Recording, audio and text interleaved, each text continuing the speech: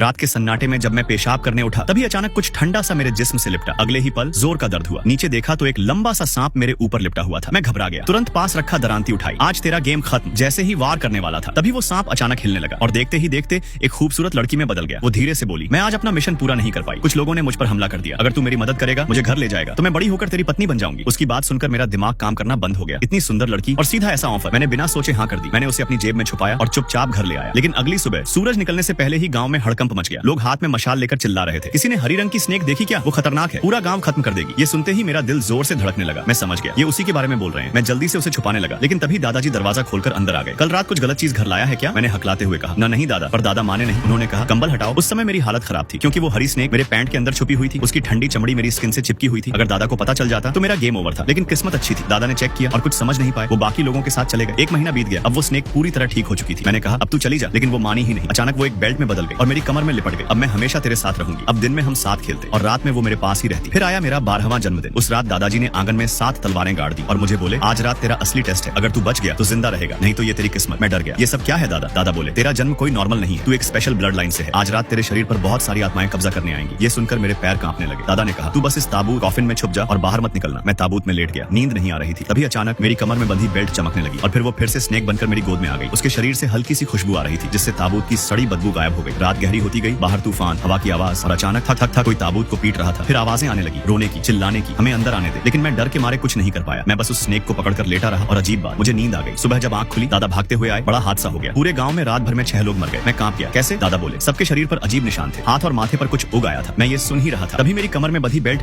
हल्की सी हिली और मेरे कान में धीरे से आवाज आई, अब असली प्लान शुरू होगा। मुझे अचानक याद आया जब मैंने उसे बचाया था उसके शरीर पर कई घाव थे। मेरे दिमाग में एक ही सवाल घूम रहा था, कहीं ये सब उसी का काम तो नहीं? लेकिन फिर मैंने खुद को समझाया, नहीं ये कैसे हो सकता है? मैं तो पूरी रात उसे पकड़कर कॉफिन में सोया था। वो बाहर गई ही नहीं। तभी दादाजी ने अचानक मेरी तरफ घूरते हुए पूछा, वो स्नेक तूने ही छुपाई है ना? मेरे पैर कांप गए। मैं एक कदम पीछे हट गया। तभी थप्पड़ दादा ने जोर से मारा। मैं कब से देख रहा हूँ तेरे शरीर से औरतों जैसी खुशबू आ रही है, अब भी छुपाएगा? अब मेरे पास कोई ऑप्शन नहीं था। मैंने सारी बात सच सच बता दी। लेकिन एक बात साफ थी, मैं उसे दादा को नहीं देने वाला था। तभी अचानक मुझे महसूस हुआ मेरी कमर हल्की हो गई थी। मैंने नीचे देखा, वो बेल्ट गायब थी। मेरी सांस अटक गई। दादा भी समझ गए कि कुछ गड़बड़ है। उन्होंने पहले कॉफिन देखा, फिर पूरे घर में सर्च शुरू कर दी। मैं भी उनके साथ ढूंढने लगा, लेकिन अंदर से बस एक ही प्रेयर कर रहा था, भगवान दादा उसे ना ढूंढ पाए। हमने पूरा घर उलट पुलट कर दिया, लेकिन वो कहीं नहीं मिली। दादा का चेहरा अचानक ठंडा पड़ गया। उन्होंने मेरी तरफ देखा और बोले अब ढूंढने का कोई फायदा नहीं। अगर वो तुझे टारगेट कर चुकी है तो आज रात तेरा गेम ओवर है। मैं गुस्से में बोला, वो मुझे नुकसान नहीं पहुंचाएगी। दादा चुप हो गए। अचानक उन्होंने एक मोटी सी लकड़ी उठाई और मुझे पकड़कर पीटना शुरू कर दिया। मैं भाग रहा था, लेकिन वो पीछे पीछे मारते जा रहे थे और साथ में हवा में बोल रहे थे, माफ करना बच्चा है, समझ नहीं पाया, गलती हो गई। करीब आधे घंटे तक बस मार ही पड़ती रही और आखिर में मैं बेहोश हो गया। आधी रात अचानक तेज दर्द से मेरी आंख खुली। सब कुछ धुंधला दिख रहा था। तभी दरवाजा धीरे धीरे खुला।